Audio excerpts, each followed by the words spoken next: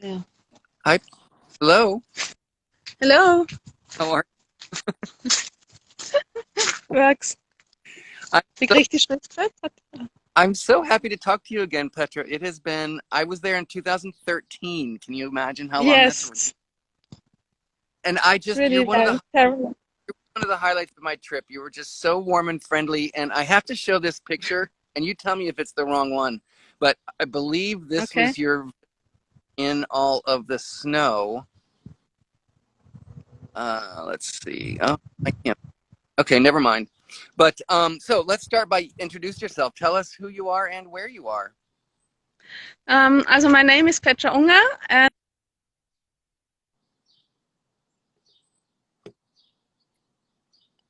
yeah, I'm There. winemaker from Austria. I'll go in the shadow. So, hello, can you see me? Yeah, yeah, back. Yeah, now you're back. I'm a winemaker in the Kremstal region in Austria along the Danube River, and I overtook the winery from my parents after my father died in '99. And yes, cultivating 11 hectares in the in the Kremstal region, but most of the vineyards are situated on the southern side of the. Here you see the map of Austria. You see the wine regions of Austria in the east of Austria situated, and the Kremstal region is about 1 hour west of Vienna. Um, on both sides of the Danube, close to the Wachau Valley and the eastern border of the Wachau Valley, and the valley opens here up. I show you the picture. Maybe then. And you have on the southern That side of the Danube. Yeah, sorry. Yes, is here you that see one the wine better? They region, okay because and the Kremstal my region. It has about 2,200 hectares of vineyards, and Austria is in general very small structured, and also from the wine regions, but also from the size of the wineries. Um, and I can show you the. How can I change the picture to the landscape? Wait. there's a little button for Ah, like here two I circle have it. arrows there. Okay. Oh my Wait. gosh! I have Wow. it here. Here you see the landscape. We are standing on the northern side of the Danube on a stone terraced Riesling vineyard of mine, and you see the surrounding. Um, Here on this side, on the northern side of the Danube, we have mostly primary rock soil. Uh, and here in the vineyard, it's more gneiss and schist. And on the southern side of the Danube, you see the the narrow Wachau Valley opens up, and you have a high terraces or smoother hills. And on this ridge on the southern side, my Grüner Veltliner vineyards are situated, and Grüner Veltliner is my most important variety, like in Austria, with about 60% of the whole total. And I also grow a little bit of Sauvignon Blanc and Gelber Muscatella and about 15% red wine. And actually, as in general, we are a white wine region. Um, we have warm days. We have from the east, you see, I'm just showing the east, warm influences, warm Pannonian streamings, which are responsible for the ripeness during the day. And then we have cool falling winds from the north, from the wood quarter, it's called. And they bring us the cool nights and the acidity, and are responsible that the aromas are kept in the berries. And the Danube is the regulator of the climate. Um, yes, and Petra, I'm gonna. the It resizes when we do this, and it's never great. Um, so I don't know if that's okay for you. I'm gonna try to get a picture up there. Can you hear me? Okay.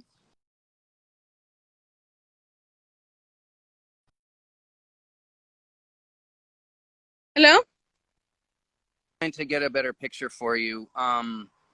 So Petra, would you just back up a little bit? And I would like to hear again, because there's a few new people on here, but I would love to hear your story about how you got into wine. And did you go to school? Did you always want to be? A lot of people left the family business and came back. So could you, I know you gave it to us very quickly, but would you repeat, just tell us your story of your education, where you studied, that kind of thing? Yes, I studied at the University of Natural Resources and Life Sciences in Vienna, agriculture, and focused on viticulture. And in that time, I also made an internship in Napa Valley in a Oh, winery, but also at a vineyard management company. And okay.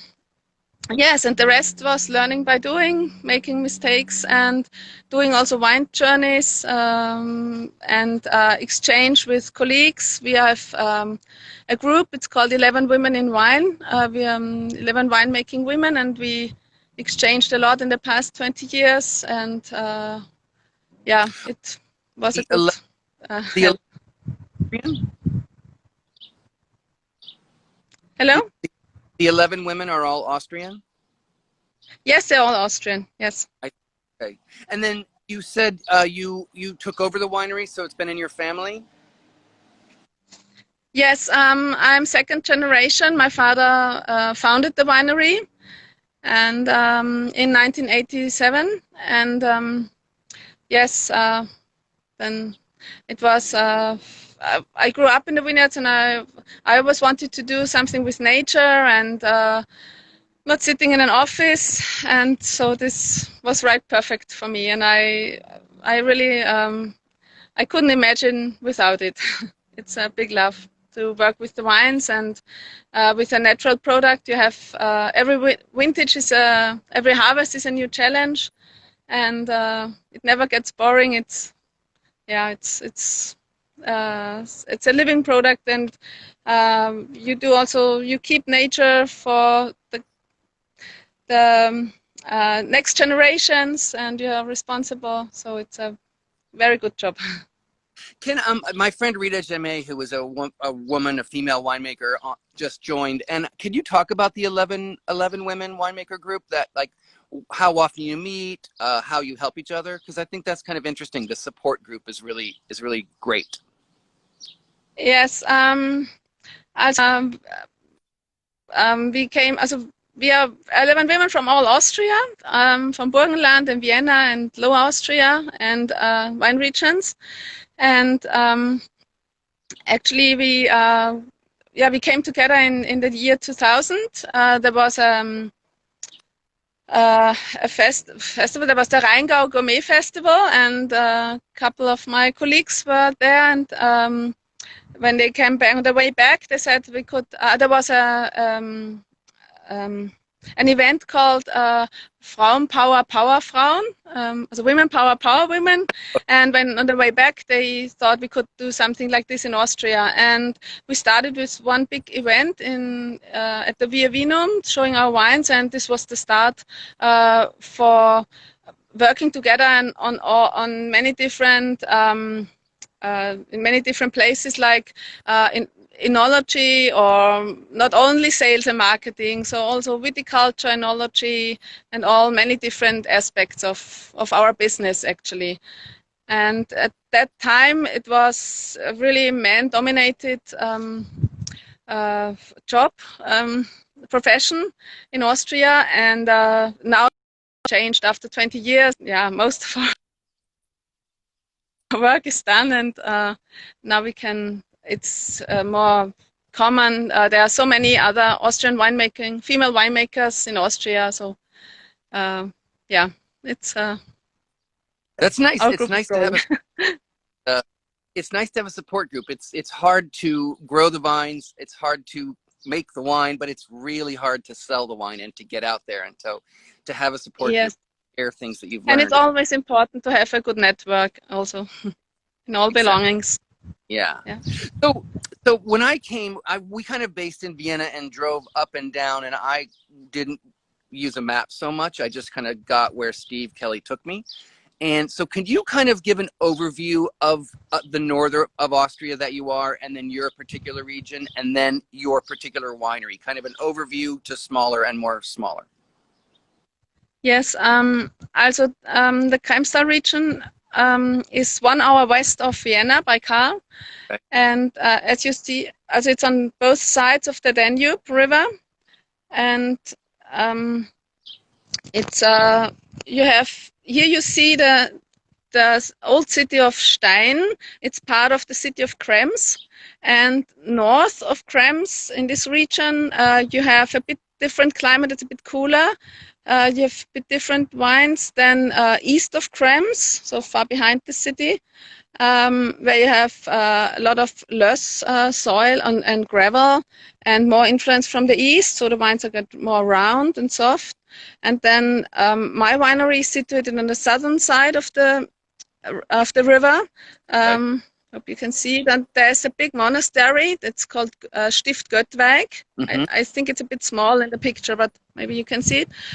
And in the village there is the winery, and there we have also the warm influence from the east, but also the falling winds, and also from the south, from the forest in the south, it has an influence. So we have round wines, especially the Grüner Veltliner, which is the most important variety, gets very spicy and round, and the dominant soil is in the whole area, but also on the southern side, it's loess. It's a chalky loam soil, Mm-hmm. and on some parts you have gravel from the Danube underneath, and they are from the last glacier time.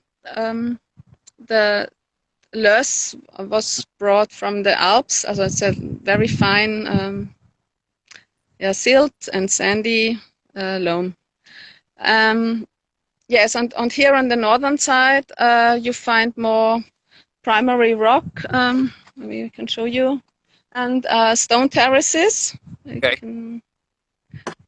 I'll show you. Maybe I go over there.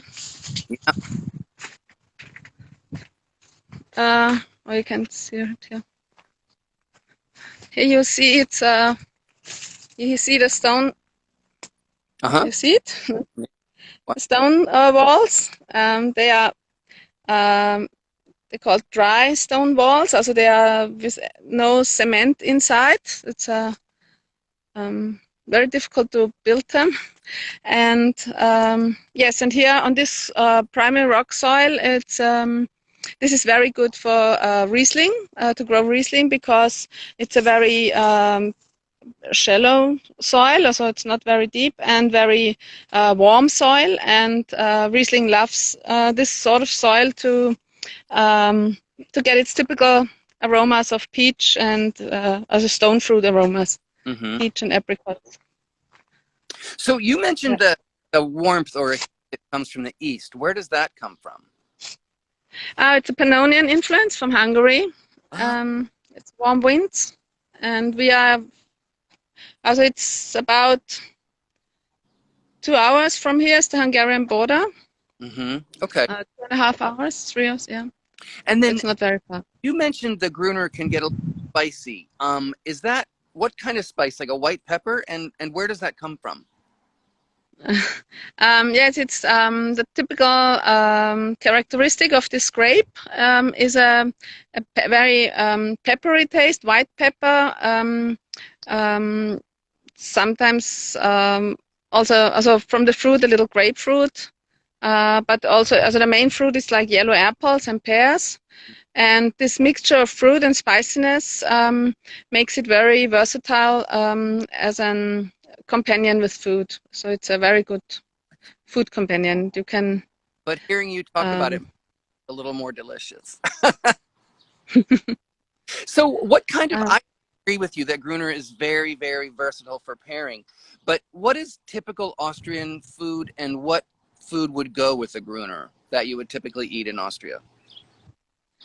Also there's really a very wide range. You can pair it, and it depends also on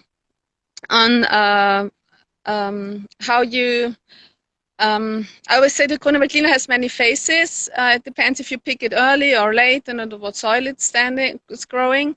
And when you have like a light Grüne Veltliner, a fresh, crisp, cracky, fruity Veltliner, you can pair it with starters, with salads, with vegetables. And then when it's a bit more, it has a bit more body and more riper fruit aromas, more ripe yellow apples or juicy pears. And then you can also pair it with cold cuts or fish, any type of braised or grilled fish or sushi, any Asian cuisine, and when a lot of vegetables, asparagus, it's a very good companion with asparagus. Hmm? And when you have a late harvest Grüne Veltliner, really a full-bodied Grüne Veltliner, you can also match it with dark meat, with spicy food, with food which is really intense in its taste, and it can match the food. And because of the spiciness, it fits very well. Yeah. Do you get, so I found on some consignment sales some older Gruner, like over 10 years old, and it's just one of my favorite wines in the world, but we don't see it very often. Can you talk about how Gruner ages, and do you see it more over there than we might here? A mature Grüne Veltliner, also when you have a really late harvested, powerful Grüne Veltliner, which also means that it's dry and not sweet, then you can age it for 15, 20 years easily. And when you maybe compare it with the maturing of a Riesling, a Riesling gets, if it's matured, a petrol tone, and a Grüne Veltliner does not get this. It keeps its fruit. It may be the aroma change a little into green tobacco in this direction, but it keeps its freshness and fruit very, very long. Yeah, I agree. It's one of my favorite things. And I also, like, for me, and this is just an American view of Austria, I think of like sausage, and I had a cabbage and pasta and bacon dish and all those kind of comforting. I was there in the winter, and those big comforting dishes are great with Gruner also. So could you tell us again the other grapes that you grow, and is everything that you make a single variety wine, or are there blends that you make? Actually, I make everything single variety and mostly also single vineyard wines. Okay. And the other variety, so second important variety is Riesling, followed by a little Sauvignon Blanc and a little Gelber Muscatella, which is also a very aromatic grape variety. And then I have about 15% red wine, and also we are white wine region because the valley opens up here and we have the more warmer influence. You will find about 20% red wine cultivated in the Kremstal region. Mm-hmm. And the most important variety is Zweigelt, which is an autochthone Austrian variety. Mm-hmm. And it is very fruity. Also the red wines in this region actually get very fruit driven and elegant and not so full bodied and I say heavy than in other parts of the world, or in Burgenland, which is on the east border of Austria. But like in the last summers, we got a lot of sun, and we got also a very, very good ripeness for the red wines and very good red wines. Yeah, the second variety is Pinot Noir, which found very ideal conditions here. And then I have a little Cabernet Sauvignon Merlot for a cuvée. But that's just a little bit for fun. So what, in the time that you've been took over the winery, are you seeing like there's a little bit of climate change? The Willie Klinger did an amazing job of teaching us Americans about wine. What have you seen as the market change over the years that you've been doing that? Concerning red wine or white wine, or what do you mean? Well, I mean, I think we're seeing a little more red wine from Austria, and I'm not sure if that's just marketing or if there's just more produced or people becoming comfortable with it, and then global warming has got to influence it a little bit. Mm-hmm. Also, I think it's, I don't think that it has produced more, but I think it's just more well known in the world. because I think the most known variety from Austria is Grüner Veltliner, and now the red wines are also get a name like Blaufränkisch or Zweigelt, and yeah, that's a very good movement. Good. And But go ahead. Go ahead. yeah, also we have excellent red wines in Austria, and it's good that it's getting more well known in the world. That Who we do have you the good. sell to? Who are your big markets around the world? I have about 60% export, and I sell a lot to in Europe, also to Germany, Switzerland, Czech Republic, then Scandinavia, Denmark, Norway, and also the United States, to California. And yes, I'm working on spreading my That's the hard. distribution. So can we talk about the quarantine a little bit? Has that affected you terribly? Because I know wine country is a little more removed from the city, so people in the country are surviving a little bit better with their business. But has business slowed down? And then as you look towards harvest, is everything getting back to normal that people can come across borders to help you with harvest? Yeah, luckily it got back to normal the last weeks. I was really lucky because our workers are mostly from Poland and Croatia, and they stayed here during Corona time, and we could do all the necessary vineyard work. And so this was good, but as I sell most of the wines to the HoReCa, so restaurants and gastronomy, the sales went down completely, or nearly completely in March, April, and then started to, when the restaurants opened, then started to continue slowly, and now it's getting better and better. So we hope it stays like this and we won't get the shutdown anymore. Fingers crossed, right? Yes, fingers crossed. Could you show us the vines again and tell us what is happening in the vine with the maturity and what work you're doing in the vines?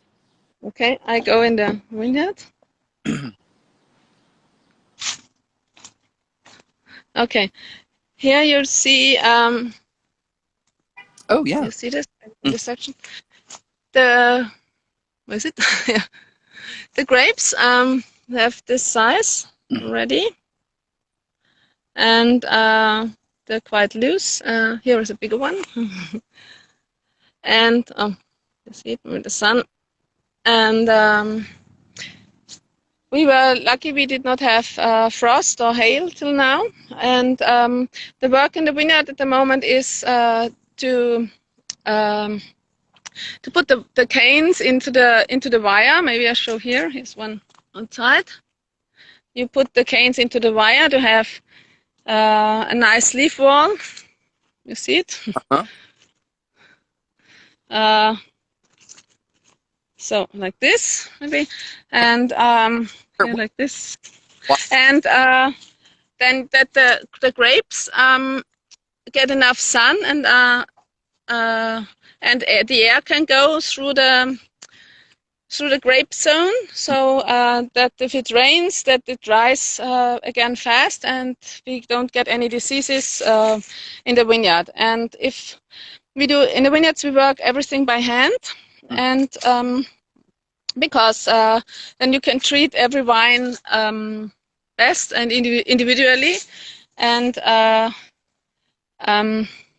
would say you can. The most important thing is that you always stand the right point of time, and then you save a lot of pesticides or spraying. You don't need to do it because the grapes are healthy and there's no need to do it. Yeah, and we also pick the grapes during harvest by hand, because then we select in several what do you say, several batches. We go through the vineyards and select the grapes. Yeah, to get the quality we need.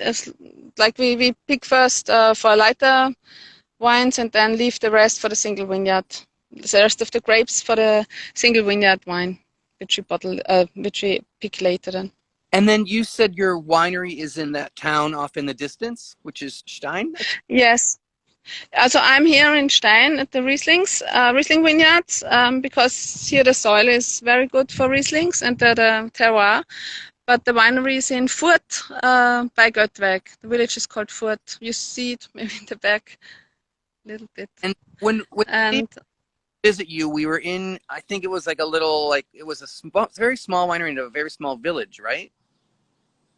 yes, this was Furt. You were visiting me in Furt, Okay. in this old cellar.